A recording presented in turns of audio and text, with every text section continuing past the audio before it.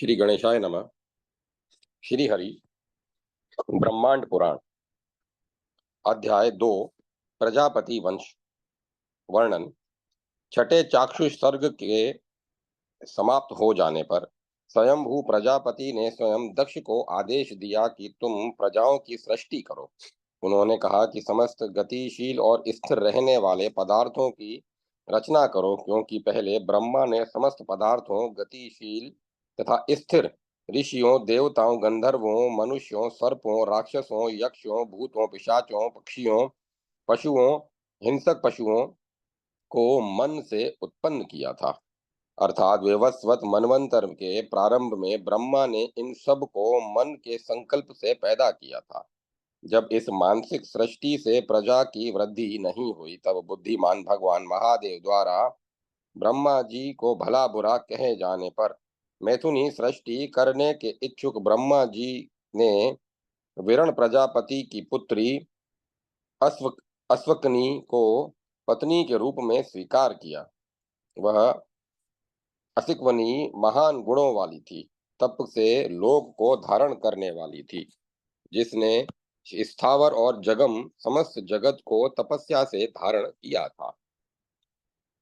इस विषय में लोग प्राचेतस दक्ष के लिए इन दो श्लोकों को कहा करते हैं, जिनका भाव है कि परम श्रेष्ठ विरण की पुत्री असिक्विन को विहाते समय दक्ष ने 10 लक्ष चलने वाले कुओं का निर्माण किया, जो नदियों और पर्वतों में विलीन हो गए।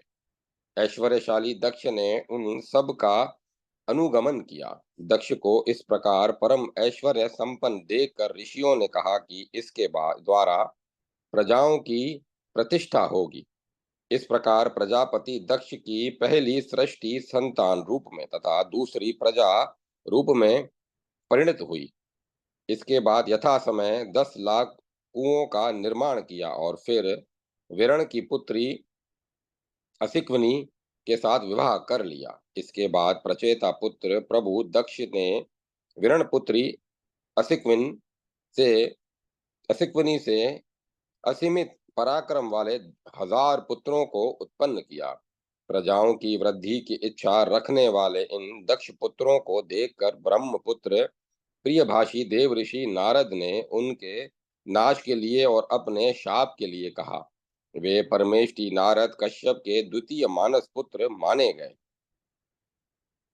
वह नारद ब्रह्मा के पुत्र पहले ही पैदा हुए थे तथा वृक्ष के पुत्र हर्षिष्ठवा हुए, ऐसा सुना गया है। ब्रह्मा ने उन्हें धर्म के लिए नष्ट किया था, इसमें कोई संदेह नहीं है।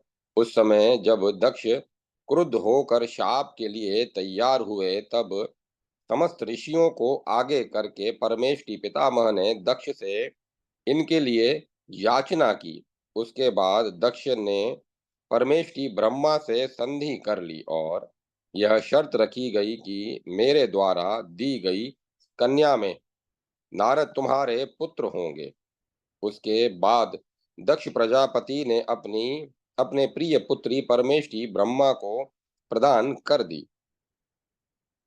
इस उससे शाप के भय से डरते हुए ऋषि नारद उत्पन्न हुए।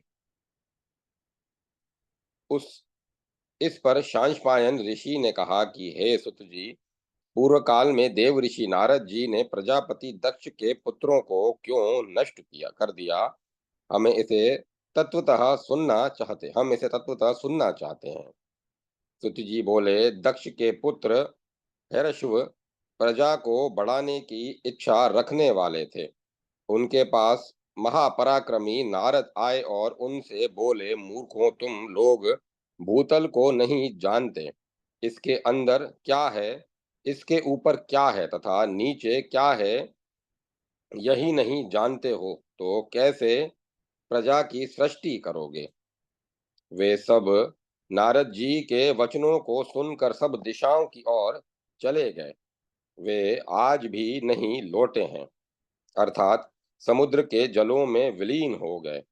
उसके बाद उनके विनष्ट हो जाने पर प्रचेता पुत्र दक्ष ने पुनः 1000 पुत्रों को वेरणी से उत्पन्न किया। पुनः वे भी शबलाश्व आदि जब प्रजाओं को बढ़ाने की इच्छा करने वाले हुए कि फिर नारद जी वहां आए और जैसे पूर्व पुत्रों से कहा था उन्हीं वचनों को इनसे भी कहा। नारद जी की बात को सुनकर उन सब ऋषियों ने आपस में कहा कि देव ऋषि ने ठीक ही कहा है। हम लोगों को भाइयों की पदवी को अवश्य प्राप्त करना चाहिए, इसमें संदेह नहीं है। हम लोग पृथ्वी का प्रमाण जानकर सुखपूर्वक प्रजाओं की उत्पत्ति करेंगे। इस प्रकार स्वस्थ मन से प्रसन्न चित्त यथावत अनुशासित वे भी उसी मार्ग से सब और दिशाओं में चले गए। वे विस्तार को न प्राप्त करने वाले आज तक भी नहीं लौटे। उसी समय से बड़े भाई को खोजने छोटे भाई उसी मार्ग पर जाता है तो वह नष्ट हो जाता है। इसीलिए जानते हुए यह कार्य नहीं करना चाहिए। उन शवलाश्व पुत्रों के नष्ट हो जाने पर उन सर्वसमर्थ दक्ष प्रजापति ने नारद जी को शाप दिया कि नारद तुम नाश को प्राप्त करो और गर्भ से वास करो।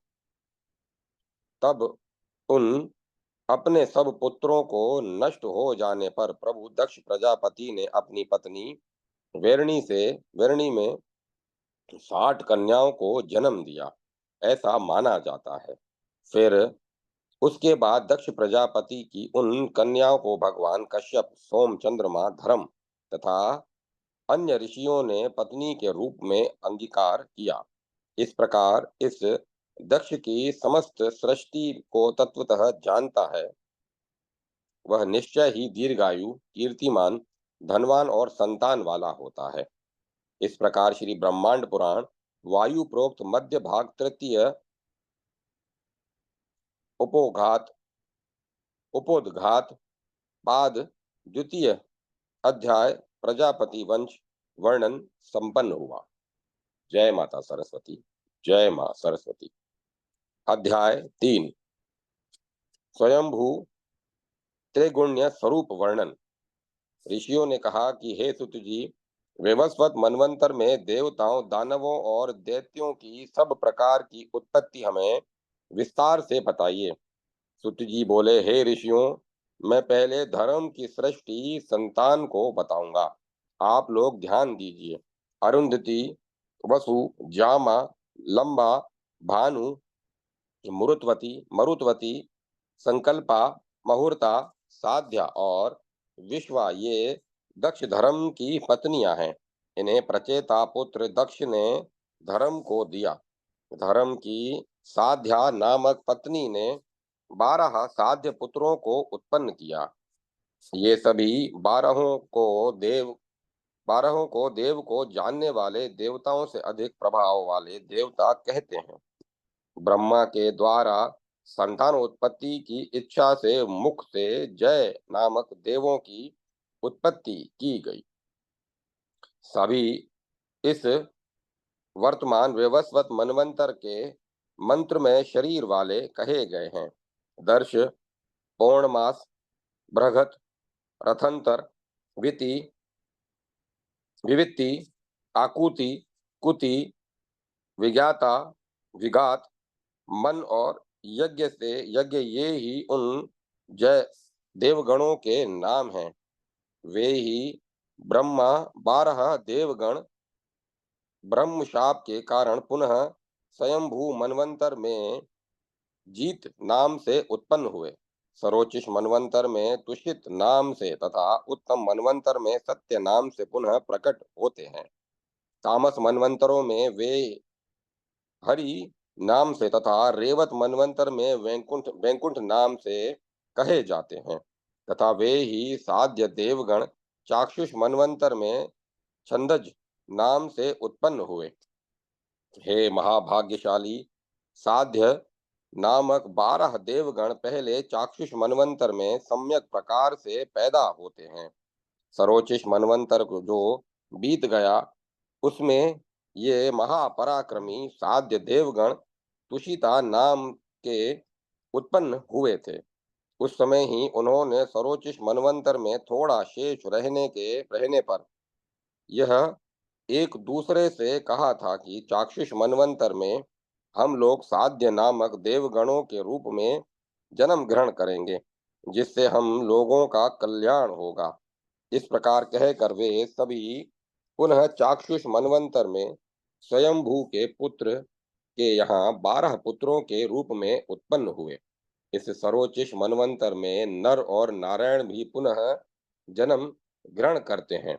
वे विपश्चित नाम से इंद्र और सत्य नाम से हरि कहे जाते हैं। उस मनवंतर में वे दोनों तुषित नामक देवगणों में सम्मिलित थे।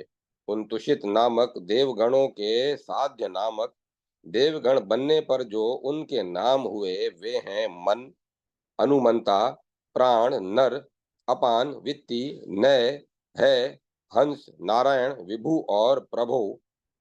ये 12 साध्य गण पैदा हुए, पहले स्वयंभू मनवंतर में, फिर उसके बाद सरोचिष में वे ही साध्य देवगण जब तुषित नाम से पैदा होते हैं। उनके नाम हैं प्राण, अपान, उदान, समान, व्यान, चक्षु, श्रोत्र, रस, घ्राण, स्पर्श, बुद्धि और मन। पूर्व काल में इन तुषितों के नाम प्राण, अपान, उदान, समान और व्यान ही था। वसु से धर्म के संयोग से वसुदेव गण पैदा हुए, जो साध्य देवगणों के भाई थे। वे हैं धर, ध्रुव, सोम, आयु, अनल, अनिल, प्रत्युष, प्रभास। ये 8 वसु देवगण कहे गए हैं। धर के पुत्र द्रविण, हुतकृतव और रज हुए, और हे तात, ध्रुव के पुत्र लोक संहारक काल हुए। सोम चंद्रमा के पुत्र भगवान वर्चा और बुद्ध हुए, जो ग्रह के नाम से जाने गए। उसके बाद धर, उर्मी और कलिल 3 पुत्रों को मिलाकर चंद्रमा के 5 पुत्र हुए। आपके पुत्र वेतन्य, शम और शांत हुए। स्कंध और सनत कुमार अग्नि के चौथे हिस्से से उत्पन्न हुए। लक्ष्मी से घिरे हुए अग्नि के पुत्र कुमार को स्वाहा ने पैदा किया। उसके शाक, विशाख और नेगमे छोटे भाई हुए। अनिल की पत्नी शिवा थी। उसके पुत्र मनोजवा और अभिज्ञान गति 2 पुत्र अनिल के हुए। विद्वान प्रत्युष के पुत्र ऋषि देवल नाम के हुए। देवल के भी 2 पुत्र हुए, क्षमावान और मनीषी नामक हुए। बृहस्पति की भुवना नाम की बहन ब्रह्मदिनी और योग सिद्ध थी, जो बिना आसक्ति के समस्त संसार में घूमती थी। वह 8वें वसु प्रभास की वह पत्नी थी। उसके पुत्र विश्वकर्मा हुए, जो सभी शिल्पकारों के प्रजापति थे। विश्वाग ने 10 पुत्रों को जन्म दिया, जो सब विश्वेदेव नाम से पुकारे गए। वे हैं क्रतु, दक्ष, श्रु, सत्य, काल, काम, मुनि, पुरुरवा, माधुरवस और रोचमान। वे सब धर्म के शुभ पुत्र हैं, जो धर्म ने विश्वा में पैदा किए। इसी प्रकार मरुत्वती में मरुदगण तथा भानुगण नामक पुत्रों की उत्पत्ति हुई। मुहूर्ता के मुहूर्तगण तथा लंबा के घोष नामक पुत्र का जन्म हुआ। सकल संकल्पा नामक धर्म की पत्नी से विद्वान संकल्प पैदा हुए। धर्म की जामा नामक पुत्री से नवविद्या उत्पन्न हुई, जो कभी पथों से समाश्रित थी। पृथ्वी के समस्त विषय अर्थात पृथ्वी पर जितनी भी वस्तु जीव जंतु हैं, वे सब धर्म की पत्नी अरुंधति से पैदा हुई। इस प्रकार यह विद्वान धर्म का शाश्वत सर्ग वर्णन किया गया। मुहूर्त और तिथियों और उनके स्वामियों के साथ शुभ व्रतों को नाम से बताऊंगा। आप लोग मेरी बातों को सुनिए। उसी के प्रसंग में दिन और रात के विभाग, सभी नक्षत्रों के विस्तार और उनकी गति एवं दिन रात में आने वाले मुहूर्त आदि का भी संक्षेप से वर्णन कर रहा हूँ। एक दिन और रात के भीतर 600 से अधिक कलाएं मानी गई हैं। सूर्य की गति विशेष के अनुसार नित्य सब ऋतुओं में परिवर्तन होता है। उसके बाद सूर्य की गति विशेष के अनुसार ही वेद में जानने वाले पर्वों में भी परिवर्तन मानते हैं, अर्थात पर्व भी सूर्य की गति के अनुसार आते हैं, जो विशेष काल नहीं है। जैसे कि मुहूर्तों और पर्वों से भिन्न समय को नित्य दिन रात की परिवर्तन तथा सब आपत्ति के काल भी सूर्य के मान से आते हैं। रौद्र, सार्व, मैत्र, पिंड्य, वास्व, आप्य, वैश्वे, देव, ब्रह्म, ब्रह्म, प्रजापत्य, ऐन्द्र, इंद्राग्नि, नेत्रति, वारुण, आर्यमण और भग, ये सब जो दिन पर आश्रित मुहूर्त हैं, वे सब दिन के मुहूर्त सूर्य द्वारा ही विशेष रूप से बनाए गए हैं। कील आदि गाड़ कर उसकी छाया से इन सब मुहूर्तों का समय ज्ञात किया जा सकता है। अज, एक पाद, अहि, बुधन, उषा, यम देवता, आग्नेय, प्रजापत्य, सौम्य, आदित्य, ब्रह्मस्पत्य, वैष्णव, सावित्र, त्वष्टा, वाव्य, ये 15 रात्रि के मुहूर्त हैं जो क्रमशः कहे गए हैं। चंद्रमा की गति के अनुसार इनके उदय आदि से नाड़ी का ज्ञान होता है। ये मुहूर्त समय की अवस्थाओं का ज्ञान कराते हैं तथा वे ये देवता कहे गए हैं। सब ग्रहों के 3 ही स्थान माने गए हैं। उन्हें क्रमानुसार दक्षिण, उत्तर और मध्य इस प्रकार जानिए। मध्य मार्ग में जराद्गव स्थान है तथा उत्तर में ऐरावत है एवं दक्षिण में वैश्वानर स्थान है, जो इस संसार में तत्वतः निर्दिष्ट हैं। अश्वनी से कृतिका अर्थात अश्वनी, भरणी, कृतिका, ये तीनों दक्षिण मार्गी नागविथि सुनी गई हैं। ब्राह्म, सौम्य तथा आद्रा, ये उत्तर मार्गी गजविथि हैं। पुष्य, शलेश तथा तथ आदित्य, ये ऐरावती विधि मानी गई है। ये 3 विधियां उत्तर मार्ग कही जाती हैं, अर्थात उत्तर मार्ग में उपर्युक्त 3 गलियां हैं। पर्व और उत्तर में फाल्गुनी, पूर्वा फाल्गुनी तथा उत्तरा फाल्गुनी और मघा, इन 3 नक्षत्रों की आर्ष भी विधि है स्मरण की गई है। हस्त, चित्रा और स्वाति गौ विधि कही गई है। ज्येष्ठा, विशाखा और अनुराधा जारदगवी विधि मानी गई है। इस प्रकार ये 3 विधियां मध्य मार्ग कही जाती हैं, अर्थात मध्य मार्ग में ये 3 गलियां हैं। मूल, पूर्वाषाढ़ और उत्तराषाढ़ को अजीविति नाम दिया गया है। श्रवण, धनिष्ठा और शतभिक्षा की गार्गी विधि कही गई है। पूर्वा भाद्रपद, उत्तरा भाद्रपद और रेवती वैश्वानरी विधि कही गई है। ये जितनी भी 3 विधियां हैं, वे दक्षिण मार्ग कही गई हैं। प्रजापति दक्ष की जो 28 कन्याएं थी, उन कन्याओं को दक्ष ने चंद्रमा को दे दिया। वे सभी कन्याएं नक्षत्र नाम से ज्योतिष शास्त्र में प्रसिद्ध हो गई। इन दक्ष कन्याओं में अमित तेजस्वी संतानें पैदा हुई। जो भी दक्ष की शेष कन्याएं थी, उनको कश्यप ने प्रतिग्रहण कर लिया। वे सभी महाभाग्यशालिनी 14 कन्याएं लोक माताएं बनी। जिनके नाम हैं अदिति, दिति, दनु, काष्ठा, अरिष्टा, आयु, खश, सुरभि, विंता, ताम्रा, मुनि, क्रोधवशा, इरा और नागों की माता क्रदु, इस प्रकार समस्त प्रजाएं इन्हीं की संतानें जानिए।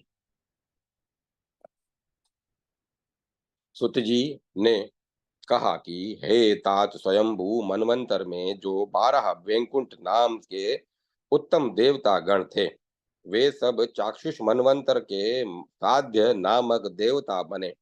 उसके बाद विवस्वत मनवंतर के अंतर्गत वे अदिति द्वारा आराधित हुए, जिससे एकत्र होकर उन्होंने आपस में यह कहा कि विवस्वत मनवंतर में हम लोग अपने आधे योग बल के तेज से इन महाबागा अदिति के गर्भ में प्रवेश कर उनके पुत्र होंगे। उससे हम लोगों का कल्याण होगा। इस प्रकार उन्होंने वैसा ही किया। तब समय बीतने पर वैवस्वत मनवंतर में वे सभी मरीच पुत्र कश्यप से पुनः 12 आदित्य उत्पन्न हुए। फिर उन्हीं से शतक्रतु और विष्णु उत्पन्न हुए, जो उस समय वैवस्वत मनवंतर में नर और नारायण नाम से जाने गए। इन सब देवताओं की उसी प्रकार मृत्यु और उत्पत्ति दोनों कही जाती हैं, जिस प्रकार की इस लोक में भगवान भास्कर का उदय और अस्त दोनों होता है। इसी प्रकार इन देवों का भी आविर्भाव एवं तिरोभाव होता है। प्रत्यक्ष जो प्रमाण है उसके अनुसार तथा वेद शास्त्रादि में जो शब्द प्रमाण के आधार पर यह कहा गया है कि अणिमा, महिमा, गरिमा आदि 8 सिद्धियां होती हैं, उससे युक्त ये सब देवगण उत्पन्न होते हैं। अर्थात वे देवगण सूक्ष्म, विशाल और कभी अदृश्य आदि सब कुछ होने की क्षमता रखते हैं। इस प्रकार विषय, भोग विलास आदि के प्रति आसक्ति, लगाव ही सम्यक प्रकार से जन्म लेने का कारण कहा गया है। स्वयंभू मनवंतर में ब्रह्मा के शाप से जय नामक देवतागण जिस नाम से उत्पन्न हुए, वे ही सरोचिष मनवंतर में तुषित नाम के देवगण हुए और फिर उत्तम मनवंतर में वे सत्य नामक देवगण हुए। उसके बाद तामस मनवंतर में वे देवगण सब हरिगणों के नाम से प्रसिद्ध हुए और चारिष्ट रेवत मनवंतर में वे सब वैकुंठ वैकुंठ कहे गए और छठे चाक्षुष मनवंतरे वे साध्य कहे गए तथा सातवें विश्वसंतर में उन देवों को आदित्य की संज्ञा दी गई तथा धाता, अर्यमा, मित्र, वरुण, अंश, भग, इंद्र, वेवस्वान, पुषा और 10वां पर्जन्य स्मरण किए। उसके बाद त्वष्टा और विष्णु, इस प्रकार इनमें विष्णु सबसे छोटे माने गए, अन्य सब जगन्य बड़े हैं। इस प्रकार ये 12 आदित्य गण कश्यप के पुत्र कहे गए। सुरभि ने कश्यप ऋषि के संयोग से 11 रुद्रों को पैदा किया। सुरभि ने अपनी तपस्या से महादेव को प्रसन्न कर वे 11 रुद्र उत्पन्न किए थे। उनके नाम हैं अंगारक, सर्प, नित्रति, सदस्पति, अजेकपात, अहिर्भृगन, अहिर्बुधन, उदर्वकेतु, ज्वर भुवन, ईश्वर, मृत्यु और कपाली। इन सभी तीनों लोकों के स्वामी रुद्रों को सुरभि ने महान तपस्या से उत्पन्न किया था। इन संतानों में इन संतानों के अतिरिक्त 2 कन्याएं को भी सुरभि ने पैदा किया, जिनमें एक रुद्र के समान कांति वाली रोहिणी थी और दूसरी परम यशस्विनी गांधारी थी। रोहिणी ने सुरूपा, हंसकाली, भद्रा तथा कमुदा, कामदुधा इन 4 लोक प्रसिद्ध कन्याओं को पैदा किया। उनमें स्वरूपा का कामदूदा ने 2 पुत्रों को पैदा किया। हंसकाली ने महिषों, भैंसों और भद्रा के सामान्य जाति के प्राणी पैदा हुए। गांधर्वी के उच्चेश्वा आदि महाभाग्यशाली अश्वपुत्र हुए। वे श्वेत, शोण, लाल, पिशंग, पीले, सारंग, हरे और अर्जुन अर्जुन वर्ण के थे। वे गांधर्वीय अश्व देवों को वहन करने वाले थे। उसके बाद फिर सुरभि के गर्भ से शोभायमान चंद्रमा के समान कांति वाले वृष पैदा हुए, जो माला धारण करने वाले ऊंची टाट वाले कांतिमान अमृत के आगार थे। उनकी माता सुरभि की अनुमति से वे वृषभ देव भगवान शंकर को दे दिए गए, जो उनकी ध्वजा के चिन्ह भी बने। इस प्रकार ये सभी कश्यप ऋषि के पुत्र रुद्र और आदित्य कहे गए हैं। ये साध्य गण, विश्वे देवगण तथा वसुगण सभी धर्म के पुत्र कहे गए हैं। जिस प्रकार ईंधन के वश के कारण एक अग्नि अनेक प्रकार की हो जाती है, उसी प्रकार वे पितामह धर्म अनेक मूर्तियों के एक ही हैं। वे एक ही ब्रह्मा पैदा करने वाले हैं तथा वे एक ही अंत अंत करने वाले हैं। वह जो यह पुरुष कहे गए हैं, उस एक स्वयंभू के ही ये तीनों शरीर हैं, 3 मूर्तियां हैं, जिन्हें ब्राह्मी, पौरुषी एवं कालाख्या कहा गया है। ब्राह्मी का अर्थ है उत्पन्न करने, सृष्टि करने वाली। पौरुषी का अर्थ है पालन करने वाली और कालाख्या का अर्थ है संहार करने वाली। वहाँ जो राजसी रजोगुण प्रधान मूर्ति है, वह प्रजा करी प्रकृष्ट रूप से उत्पन्न करने वाली है। जो कालाख्या मानी गई, वह प्रजा को नष्ट करने वाली है। सतव गुण प्रधान सात्विकी मूर्ति जो पौरुषी कही गई है, वह शरीर का पालन करने वाली कही गई है। ब्रह्मा की जो रजोगुण प्रधान राजसी मूर्ति है, वही मरीचि पुत्र कश्यप हुए। तमोगुण प्रधान तामसी मूर्ति तो इस संसार का अंत करने वाली मूर्ति है, उसका अंश विष्णु कहे जाते हैं। इस त्रिलोकी में वे तीनों ही उन स्वयंभू के शरीर हैं, मूर्तियां हैं। अनेक प्रजाजनों के लिए वह स्वयंभू अनेक कलाओं की अवस्था करते हैं और फिर वह प्रजा की रचना करते हैं, उसका पालन करते हैं और संहार करते हैं। इस प्रकार तत्वदर्शियों द्वारा स्वयंभू की ये 3 मूर्तियां कही गई हैं। प्रजापत्या, रौद्री तथा वैष्णवी स्वयंभू की ये 3 मूर्तियां प्राचीन धर्मशास्त्र में स्मरण की गई हैं। सांख्य और योग शास्त्र के अध्ययन में निरंतर संलग्न जो मुनिगण हैं, जो कि उन स्वयंभू की प्रतिष्ठा और मर्यादा के प्रभाव को जानते हैं तथा जिन्होंने उन प्रभु स्वयंभू के अनेक होने और एक होने के तत्व को अच्छी तरह देख लिया है, उन मुनियों ने उन स्वयंभूत को एक मूर्ति के रूप में माना है, जबकि उस स्वयंभू के एक होने और पृथक पृथक होने को लेकर प्रजाओं के भिन्न भिन्न विचार हैं। कुछ लोग इन मूर्तियों को एक तथा कुछ अनेक मानते हैं। इस प्रकार यह परम ब्रह्म है। कोई कहता है कि शिव रुद्री मूर्ति पर ब्रह्म है, कोई कहता है विष्णु विश्वणी वैष्णवी मूर्ति ही सब कुछ है, कोई कहता है कि ब्रह्मा ब्राह्मी मूर्ति ही सब कुछ है, अर्थात कोई कहता है कि यह ही सब कुछ है, कोई कहता है कि यह नहीं यह है। कुछ ब्रह्मा को संसार का कारण मानते हैं तो कुछ प्रजापति को बताते हैं, कुछ शंकर जी को परम कारण कहते हैं तो कुछ विष्णु को परम कारण मानते हैं।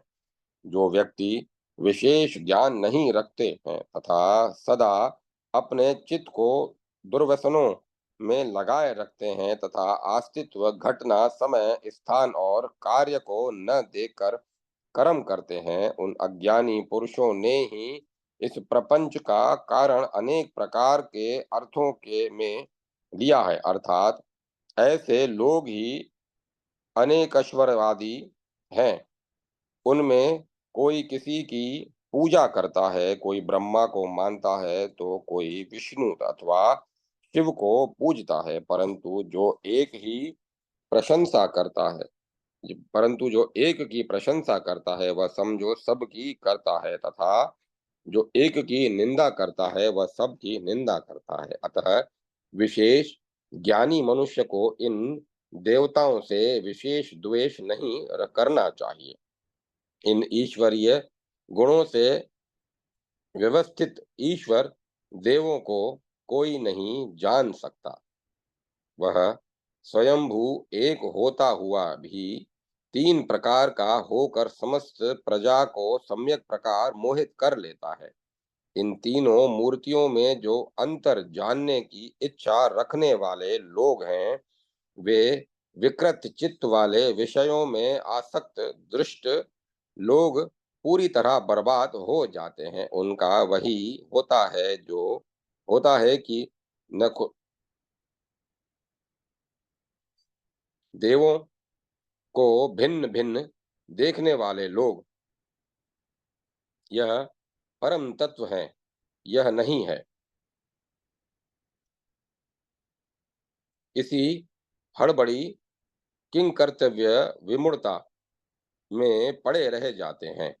वे सब राक्षस पिशाच विशेष लोग ही होते हैं, परंतु वास्तविकता तो ये है कि वह स्वयंभू अलग अलग होते हुए भी स्वयं एक होकर सतवगुण, रजोगुण और तमोगुण रूप भिन्न भिन्न मात्राओं वाले शरीरों से समस्त प्रजा को मोहित करते हुए अर्थात संसार को चलाते हुए स्थित हैं। उनमें से जो एक ही पूजा करता है वह तीनों की पूजा करता है। उसी कारण से ये तीनों देवता निरंतरता से अधिष्ठित होते हैं। अतः इन देवों का अलग अलग होना और एक होना यह बुद्धि में गया आया का भाव है। पर उस परम ब्रह्म की सत्ता में क्रम कम होना, एक होना अथवा बहुत होना, यह कौन जान सकता है। यह एक की शक्ति सृष्टि करके संसार की रचना करके उसका पालन करती है और फिर समस्त प्रपंच का संहार करती है। गुणात्मक वैकल्प्य के होने पर अर्थात जब गुणों में किसी एक की अधिकता रहती है तब सृष्टि, पालन और तथा प्रलय की स्थिति होती है। अर्थात जब प्रकृति के रजोगुण की अधिकता होती है तब सृष्टि होती है और जब सतव गुण की अधिकता होती है तब संसार की स्थिति की दशा होती है तथा जब तमोगुण की अधिकता होती है तब प्रलय होती है। परंतु इस गुणात्मक ऊंच नीच में वह एक ही शक्ति कही जाती है। विद्वान लोग उस एक आदि देव को ही रुद्र, ब्रह्मा, इंद्र, लोकपालगण, ऋषिगण और मनु और नारायण कहते हैं। प्रजापत्या, रौद्री और वैष्णवी, ये तीन मूर्तियां इस ब्रह्मांड में मनवंतरों में पुनः पुनः लौटती है।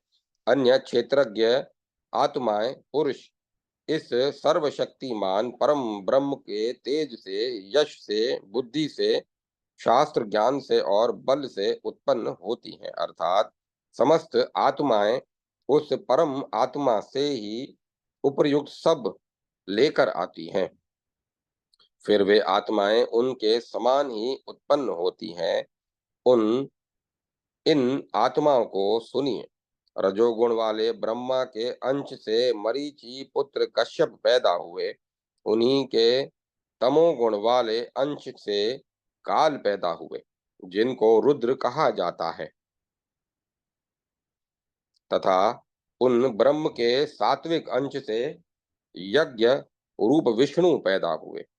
इस प्रकार विप्रवृंद सृष्टि काल, स्थिति काल एवं संहार काल, इन तीनों कालों में ब्रह्म की ये तीनों मूर्तियां यह सब मनवंतरों में पुनः पुनः सृष्टि करने को आती हैं।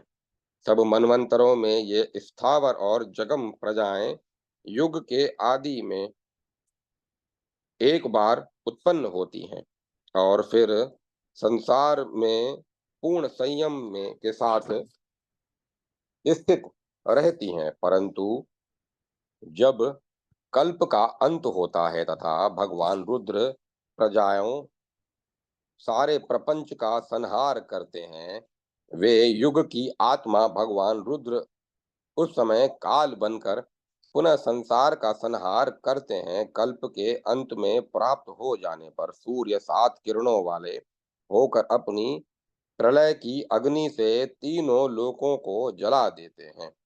प्रजा पर कृपा करने वाले विष्णु सदैव प्रजा का पालन करते हैं। उस अवस्था में उसी से कारण की उत्पत्ति होती है। सबसे पहले स्वयंभू मनवंतर में उसके अंश से संकल्प से देवी आकृति के गर्भ से विभुदेव उत्पन्न हुए। फिर सरोचिष मनवंतर के प्राप्त होने पर तुषिता के साथ तुषिता के गर्भ से अजीत नाम से उत्पन्न हुए। उत्तम मनु के औतम मनवंतर ने अजीत पुनः सुरश्रेष्ठ सत्य गणों के साथ सत्या के गर्भ में सत्य नाम से उत्पन्न हुए। तामस मनवंतर में पुनः वे सत्यदेव हरिणी के गर्भ से हरि गणों के साथ हरि ही हुए और विवस्वत मनवंतर में भी वे हरि विभुत रजों के साथ साथ वैकुंठ नाम से उत्पन्न हुए। उस समय मरीचि पुत्र कश्यप से अदिति के गर्भ से उत्पन्न हुए। इस उस समय वे विष्णु कहे गए। तब उन्होंने 3 पगों से तीनों को जीतकर विष्णु त्रिविक्रम नाम से प्रसिद्ध हुए। वहां उन्होंने देवगणों के द्वारा इंद्र के अनेक कार्यों को सिद्ध किया। इस प्रकार बीते हुए 7 मनवंतरों में उनकी ये अनेक मूर्तियां हुई। अतीत के मनवंतरों में जिन मूर्तियों के द्वारा प्रजाओं की विधिवत रक्षा की गई, जिस परम ब्रह्म से यह समस्त संसार उत्पन्न होता है और फिर विलीन हो जाता है, जिसके अंश से सभी देवता तथा तीनों स्वर्गों के स्वामी पैदा होते हैं तथा वे सभी देवगण उन विष्णु के तेज से, बुद्धि से, शास्त्र ज्ञान से और बल से वे बढ़ते हैं। संसार में जितने भी जीव मनुष्य श्री तथा ऐश्वर्य युक्त हैं, वे सब इन विष्णु की ऊर्जा से ऊर्जित हैं। जैसे कि विद्युत से मशीनें चलती हैं, उसी प्रकार इन विष्णु श्रीमत प्रकृति वाली विशेष ऐश्वर्य वाली ऊर्जा से सभी जीव चलते फिरते सोते बैठते तथा जो सतव प्राणी ऐश्वर्य वाले हैं तथा श्रीमत ऊर्जित हैं, अर्थात धन लक्ष्मी से ऊर्जा प्राप्त कर चुके हैं, उन सब को विष्णु के तेज के अंश से उत्पन्न हुआ समझिए।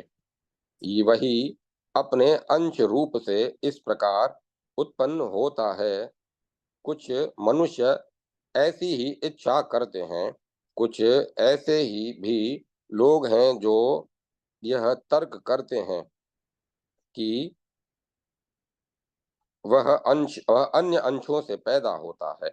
यहाँ इन तीनों देवों के अंतर्गत कोई भेद नहीं है।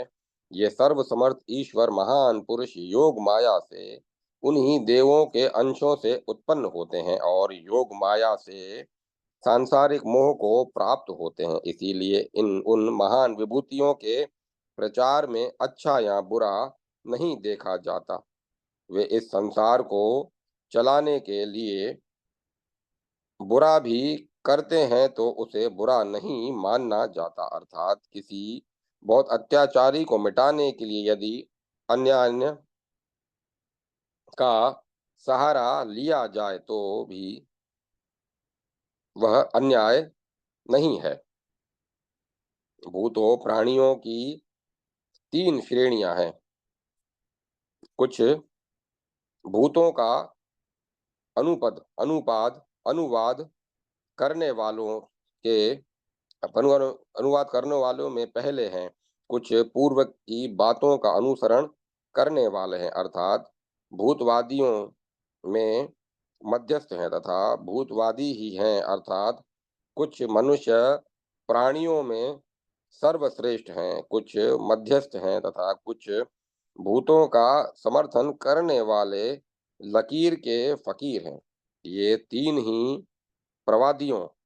कुछ मनुष्य स्वयं दुष्टों की परीक्षा करके उन्हें माफ करते हैं, उन पर कृपा करते हैं। कुछ उनका दमन करते हैं। मुझसे पूर्व काल में वे सब उसी से उत्पन्न होने वाले थे, उससे भी अधिक थे। उसी प्रकार इन अधिकरणों द्वारा जैसा कि तत्व का निर्देश करने वाले कहते हैं देवताओं के देवभूत हैं, वे ही सब कुछ प्रवर्त करने वाले हैं, वे ही जगत की रचना करने वाले हैं, वे ही संसार के स्वामी हैं। वेद शास्त्रों को जानने वाले इन चार कारणों से कहे गए हैं। वे मूर्ख इन देवों को पूरी तरह नहीं जानते हैं। इस श्लोक का यहाँ इन योगेश्वरों की योगेश्वरों के प्रति उदाहरण करते हैं कि मनुष्यों द्वारा योग बल को प्राप्त कर कार्य करना चाहिए, उन सब के द्वारा महान आचरण करना चाहिए। मनुष्य भोग विलास आदि विषयों को पाए, फिर उधर्व तप करे अर्थात कठोर परिश्रम करे और फिर सब विषयों का संहार करे, जैसे कि भगवान भास्कर अपनी किरणों को पैदा कर विषयों का भोग करते हैं, फिर उधर्व रूप से तप करते हैं और अंत में अपनी किरणों को समेट लेते हैं। यही संसार की गति है तथा उन तीनों देवों का स्वरूप है। वे एक ही सब कार्यों को करते हैं। इस प्रकार श्री ब्रह्मांड पुराण वायु प्रोक्त मध्य भाग तृतीया उपोद्घात पाद तृतीया अध्याय स्वयंभू त्रय गुण में स्वरूप वर्णन संपन्न हुआ। जय माता सरस्वती। जय मां सरस्वती। अध्याय 4 जय अभिव्यवहार। ऋषियों द्वारा देवों की उत्पत्ति के बारे में पूछे जाने पर सुत जी ने कहा कि यहाँ सब मनवंतरों में प्रजा को उत्पन्न करने की इच्छा से ब्रह्मा जी के मुख से जितने भी देवगण उत्पन्न हुए वे सब मंत्रमय शरीर कहे जाते हैं। वे हैं दर्श, पौर्णमास, बृहत, रथंतर, चिति, सुचिति, आकुति, कुत, विज्ञाता, विज्ञात, मन और यज्ञ, ये 12 देवगण हैं। इनको ब्रह्मा जी ने उत्पन्न किया। इन्हें उत्पन्न कर इन सब से ब्रह्मा जी ने कहा कि तुम सब अपनी पत्नी के साथ रहकर संतान उत्पत्ति करते हुए अग्निहोत्र का विस्तार करो अर्थात संसार संचालन रूपी यज्ञ करो। उन सब को इस प्रकार कहकर ब्रह्मा जी अंतर्ध्यान हो गए। उसके बाद उन सब ने परमेष्टि ब्रह्मा जी के वाक्यों का अभिनंदन नहीं किया। वे सब कर्म से उत्पन्न वासनाओं को छोड़कर कर्मों में दोष देखकर यम और नियम के पालन में अवस्थित हो गए। कर्मों के फलों को बहुत अधिक महत्व वाले परंतु नाशील देखकर संतान प्राप्त करने की इच्छा से रहित और ममता रहित हो गए, अर्थात उनमें संतान उत्पत्ति की न इच्छा रही और न उनके प्रति ममता ही रही। जन्म के बंधन में पड़ने की इच्छा न रखते हुए वे जन्म में दोष देखने वाले तथा सब सांसारिक बंधनों से मुक्त हो गए तथा जो धर्म अर्थ काम रूप सांसारिक कार्यों को छोड़कर व्यवस्थित हो गए, उस समय परम ज्ञान मोक्ष को आधार बनाकर उसे संक्षिप्त कर अच्छी प्रकार स्थिति कर लिया। उनमें उस अभिप्राय को जानकर ब्रह्मा जी उन पर क्रोधित हो गए। तब उन सांसारिक संतानोत्पत्ति आदि कार्यों के प्रति निरुत्साह हुए। उनसे ब्रह्मा जी ने कहा कि मैंने यहाँ इस संसार में आपको संतान उत्पत्ति के लिए उत्पन्न किया था, अन्य कार्य के लिए नहीं किया था। मैंने पहले आप लोगों से कहा था, तुम संतान उत्पत्ति करो और यज्ञ करो। जिस मेरे वचन का अनादर करके आप लोगों ने वैराग्य को धारण कर लिया, अपने ही जन्म का लाभ प्राप्त करने की इच्छाओं वाले आप लोगों ने संतान का अभिनंदन नहीं किया। अपने लिए अमर होने की इच्छाओं वाले आप लोगों ने कर्मों का अभ्यास नहीं किया। उसी कारण से आप लोग इस संसार में 7 बार इस बिना कर्म वाले जन्म को धारण करो। इस प्रकार ब्रह्मा जी ने उन्हें शाप दिया। तब वे सब जय देवगण ब्रह्मा जी को प्रसन्न करते हुए बोले, हे प्रभो महादेव, आप हम अज्ञान आत्माओं को क्षमा प्रदान करें। इस प्रकार नतमस्तक उन जय देवगणों ने अनुनय पूर्वक ब्रह्मा जी ने फिर कहा देवगणों से अनुनय पूर्वक ब्रह्मा जी ने फिर कहा, में इस प्रकार में मेरी आज्ञा के बिना कौन स्वतंत्रता को प्राप्त कर सकता है। यह सब कुछ तो मेरे द्वारा आया हुआ है, कुछ भी मुझसे परतंत्र नहीं, सब मेरे ही वश में है। संसार में प्राणी शुभ अथवा अशुभ सफलता प्राप्त करेंगे, सब मेरे द्वारा ही है। संसार में जो कुछ भी कल्याण व्यवस्थिति व्यवस्थित है, वह सब मेरे द्वारा ही है। संसार मेरे द्वारा ही बुद्धि और आत्मा से व्याप्त है। अर्थात संसार में जितने भी पदार्थ हैं, उन सब में बुद्धि और आत्मा से मैं ही व्याप्त हूँ। इस संसार में कौन मेरा अतिक्रमण कर सकता है। प्राणियों की जो इच्छाएं होती हैं तथा जो भी इनका विशेष चिंतन होता है तथा जो वे प्राणी कार्य करते हैं, वह सब मुझे विदित है। मेरे द्वारा ही यह समस्त जड़ चेतन जगत बंधा हुआ है। अर्थात यह समस्त जड़ चेतन जगत मुझसे संबद्ध जुड़ा हुआ है। यह समस्त संसार आशा में बंधन से बंधा हुआ है, इसे कौन काट सकता है। मैंने सृष्टि विस्तार के लिए यह सब कार्य प्रारंभ किया था, किसी अंध अभिप्राय से नहीं। इस प्रकार इस कार्य को आरंभ न करके कैसे मुक्ति की इच्छा आप लोग कर रहे हैं। इस प्रकार ब्रह्मा जी ने उन अध्यात्म के में चित लगाने वाले जय नामक देवगणों से कहा। प्रजापति ने उन शाप दंड का धारण करने वाले जय नामक देवगणों से पुनः कहा कि आप लोगों ने मेरी बात न मानकर संन्यास धारण कर लिया था, और उसी भावना से जो प्रयत्न किया था वह भी नष्ट हो गया। अतः उसका फल अच्छा ही होगा। अतः आप लोग दिव्य भाव से पैदा होंगे। आपकी अपनी आत्मा के कार्य से आपका जन्म सभी मनवंतरों में सुरश्रेष्ठों के रूप में होगा, और आप लोग सभी 7 मनवंतरों में स्वयंभू मनवंतर से लेकर विवस्वत मनवंतर के अंत तक उत्पन्न होंगे। इस प्रकार ब्रह्मा जी ने वहां एक पुरातन श्लोक का गान किया। उसका आशय है कि मनुष्य त्रैविद्या ऋग्वेद यजुर्वेद और अथर्ववेद का ज्ञान, ब्रह्म ज्ञान प्रसूति अर्थात ब्रह्मचर्य युक्त संतानों उत्पत्ति, एक स्त्री पुरुष व्रत तत्व श्राद्ध तप, यज्ञ और अनुष्ठान, इन सब कार्यों को करते हुए सहसा नित्य रजोगुण से युक्त होते हुए दूसरों द्वारा प्रशंसित होते हुए जीवन व्यतीत करते हैं। इस प्रकार वे श्लोकार्थ को कहकर ब्रह्मा जी ने उन देवगणों से कहा कि विवस्वत मनवंतर के बीतने पर आप लोग मेरे समीप आएंगे।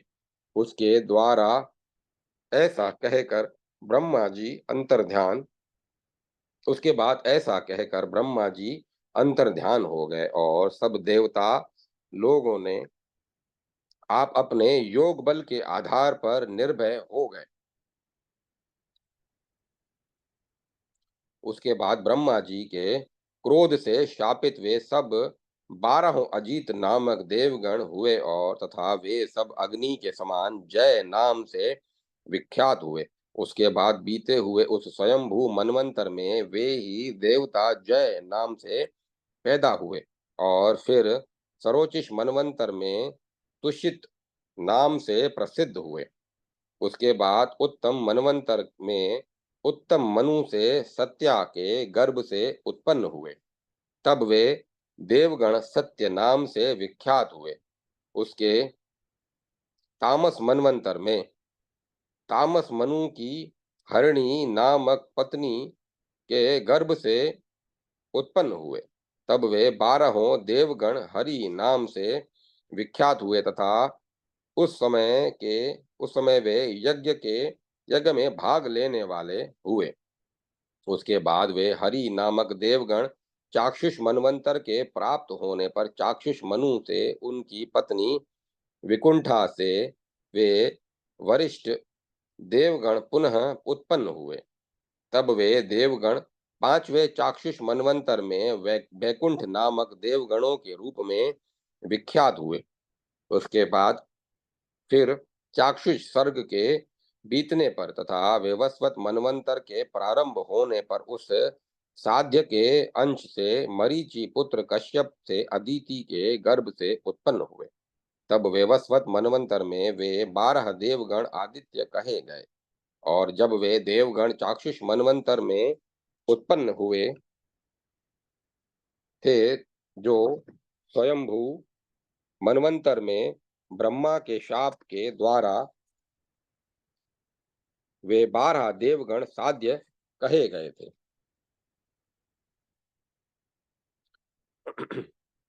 इस प्रकार जो मनुष्य उन जय देवताओं की इस कथा को श्रद्धा से प्रति अध्याय सुनता है, उसकी सदा जय होती है। इस प्रकार जय नामक देवगणों की कथा वाला अध्याय समाप्त हो रहा है। इस प्रकार इन 12 देवगणों का 7 जन्मों का जीवन व्यवहार मैंने आप ऋषि गणों को बता दिया।